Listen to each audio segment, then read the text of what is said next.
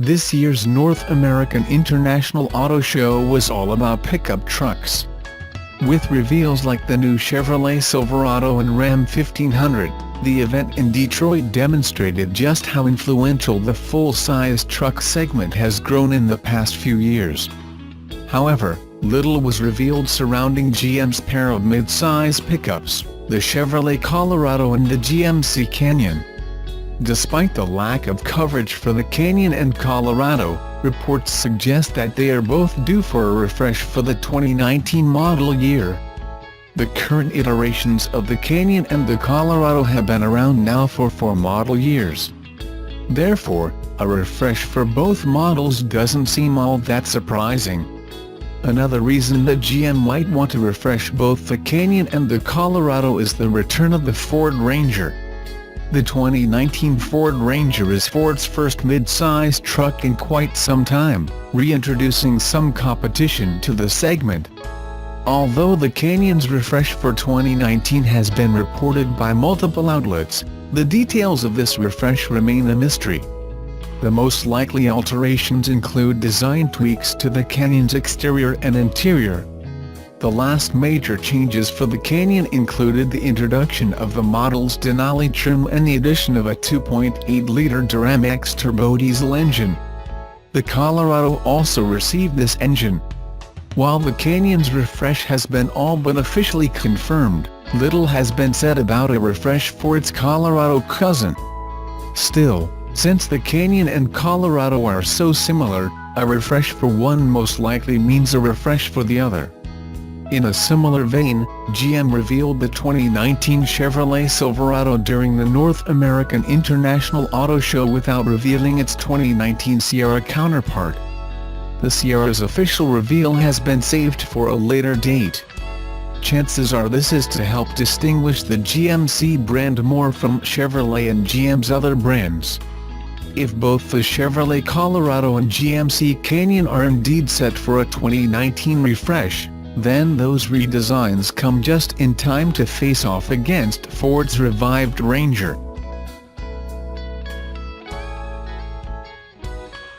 The Honda Passport nameplate will return on a new two-row crossover that will slot between a CR-V and Pilot in the automaker's lineup.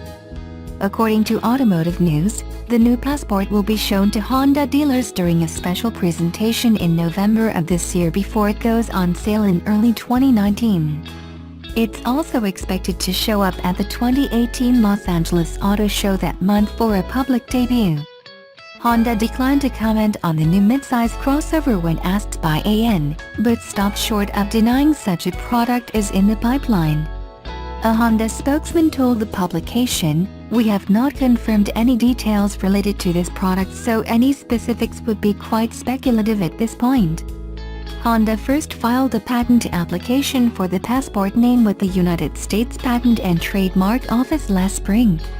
It also filed a design patent application in November for a mid-size crossover that appeared nearly identical to the Honda UR-V for China. In China, the UR-V serves as a mid-size, two-row crossover that slots above the CR-V in Honda's product portfolio.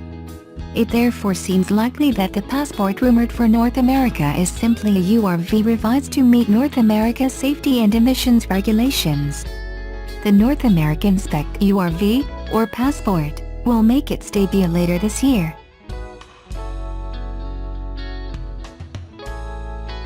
If you think consumer demand for the Model 3 is strong, think what it will be for the Model Y, the sort of affordable compact crossover. According to E.W. Niedermeyer of the Daily Kanban, Tesla has begun soliciting quotes from suppliers who might be interested in providing parts for the Model Y. They tell Niedermeyer that the company is telling them the start of production is currently scheduled for March of 2020. Previously, Musk indicated Tesla would start building the Model Y in 2019. What will the Model Y look like? Elon started out by saying it would be built on an entirely new chassis. Then during an earnings call last July, he walked it back. He said, "I think in a prior call, we publicly had said that Model Y, or our compact SUV, it's called Model Y, It may or may not be, would be a totally new architecture. Upon the counsel of my executive team, thanks, guys, who reeled me back from the cliffs of insanity, much appreciated. The Model Y will in fact be using a substantial carryover from Model 3 in order to bring it to market faster. Crossover SUVs are the sweet spot to the new car market globally, a fact Elon is well aware of. He says, people prefer an SUV. And in fact, the SUV market is larger. It's the biggest single product I believe in the world. Perhaps the question on most people's mind when thinking about the Model Y is, will it have falcon wing doors? Elon once tweeted that either the Model 3 or Model Y would have them, but he actually deleted that tweet not long after.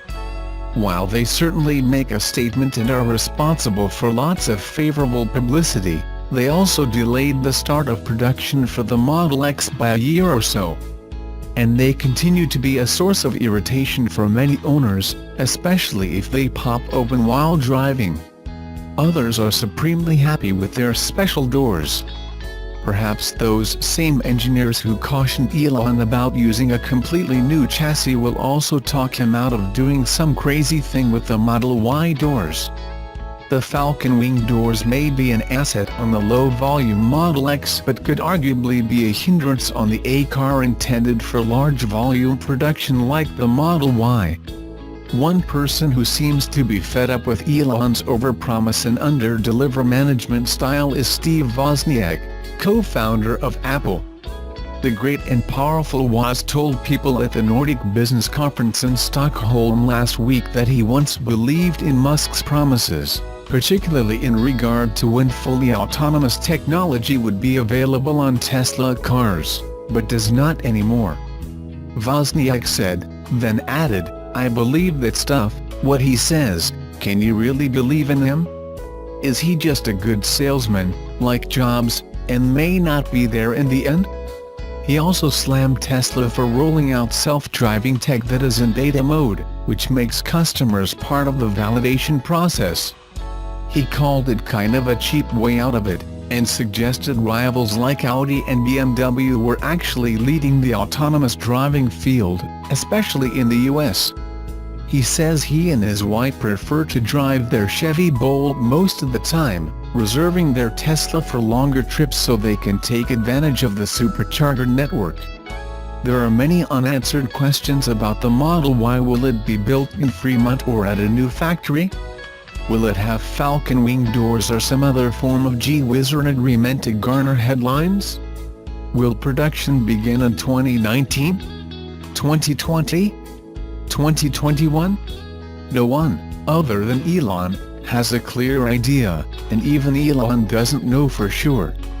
One thing we can count on is a splashy introduction party like the one for the Model 3 sometime later this year or early next year. Musk is good at those. He is less successful at matching the hype he creates with targeted timelines. So far, that hasn't hurt sales of Tesla products in the slightest. But competitors are waiting in the wings and Tesla won't have the stage all to itself too much longer. The legacy automakers have one advantage Tesla does not. They know how to crank out millions of vehicles a year that are finished to a very high standard. Tesla has yet to prove it can do the same.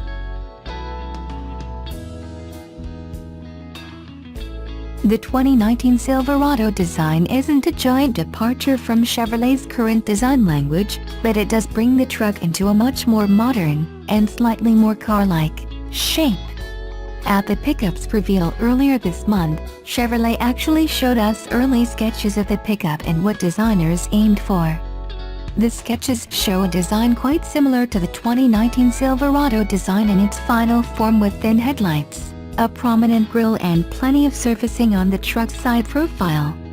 In photos, the design looks rather plain, but in person, we do think the pickup comes into its own. One thing we noticed with the 2019 Silverado Design sketches over the production truck, the wheel wells look much more squarish. The sketches The 2019 Chevrolet Silverado moved away from the squared-off wheel wells in favor of a more modern style. Engineers and designers also worked hard to improve the truck's aerodynamics, which meant rounder shapes made the most sense. The design looks neither old nor retro, which we feel is an excellent break from the Silverado's recent design trends. While it may have lost some of its buff looks, the streamlined design works in our eyes, and we quite like the subtle nod to the past with the debossed tailgate at the rear over a Chevy body badge.